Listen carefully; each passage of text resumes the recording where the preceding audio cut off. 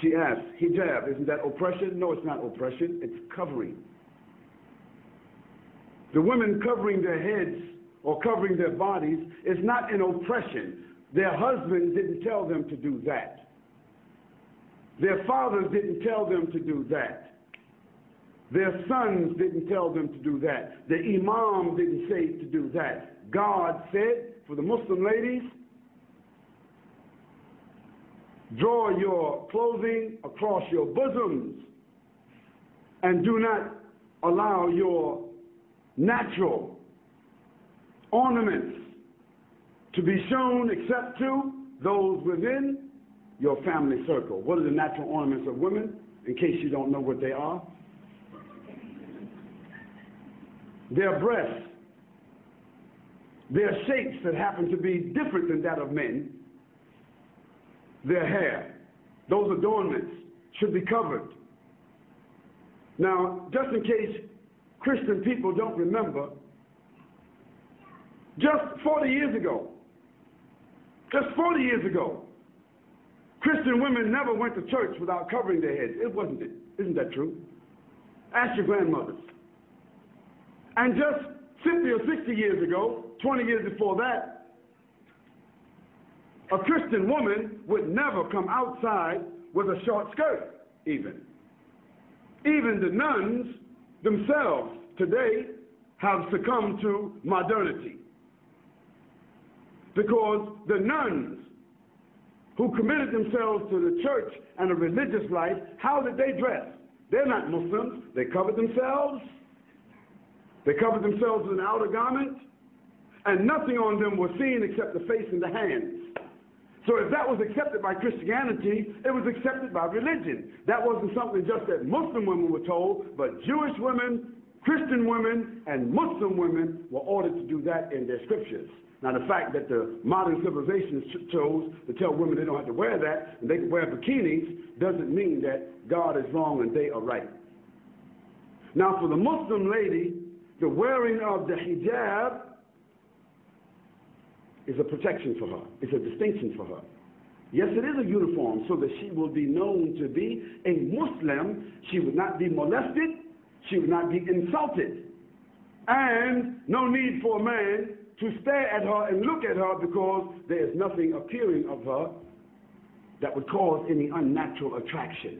Therefore, it is more than likely she can come and go with decency and dignity, and that her natural ornaments will not create an inordinate liability for her, like so happens when you see women wearing jeans and clothing that seem as if they painted it on themselves.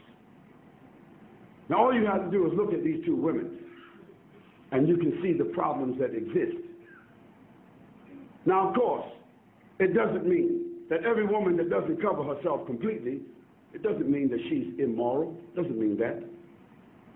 But the Quran gives to the Muslim women what we consider to be an ounce of prevention is worth what? What's it called? The ounce of prevention is worth what? A pound of cure. So just like any one of you, if I asked you, what's your PIN number? You wouldn't tell me. If I came to visit you in your house, you wouldn't have your certificates of deposit in front of me. You wouldn't have your jewels in front of me. You wouldn't have your stack of money or your savings in front of me, distributed just because I'm a friend and everything should be transparent. No, you have those valuables in a place that is safe. Might be a bank, might be a safety deposit box. Well, that's just money. That's just tangible things. So don't blame us and don't blame God if he tells us that our mothers and our wives and our daughters, that they should be covered and in a safe place. The person asked about segregation. Why do Muslim women, why are they segregated? They're not segregated. They're not segregated. They're separated. There's a difference between segregation and separation. For instance, outside here, you have toilets that say male, female, don't you? Don't you? Why? Why shouldn't there just be a toilet? Because there are sensitivities that we as moral, decent, dignified, educated people accept, that there are sensitivities and privacy that the female would like to have as opposed to just walking into an open toilet. Now, maybe in Amsterdam or some other places in Europe where they just have open toilets, it's different. But in most cases in the world, in most places in the world, they select to have a male and a female toilet. Why? Because there's the inherent inclination of human beings to provide sensitivity for women and sensitivity for men.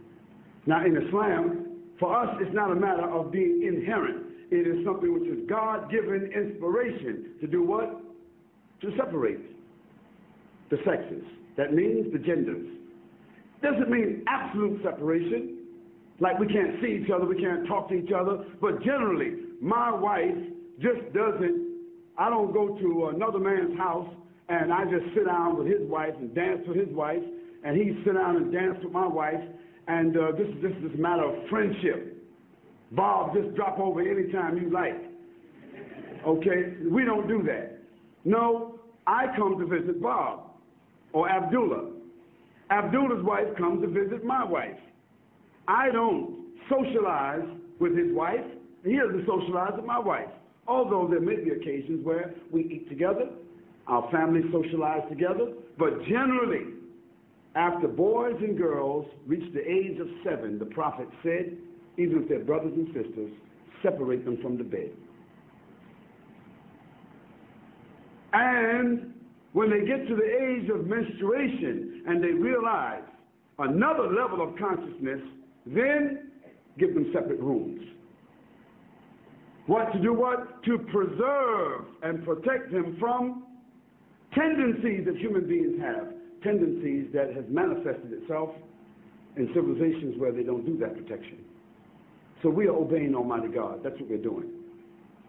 And sometimes we just have to believe what God orders us to do and benefit from the medicine. Sometimes when we don't follow what God tells us to do, then we see later on the reasons why. So we don't apologize for that. We say that it brings us dignity, it brings us distinction.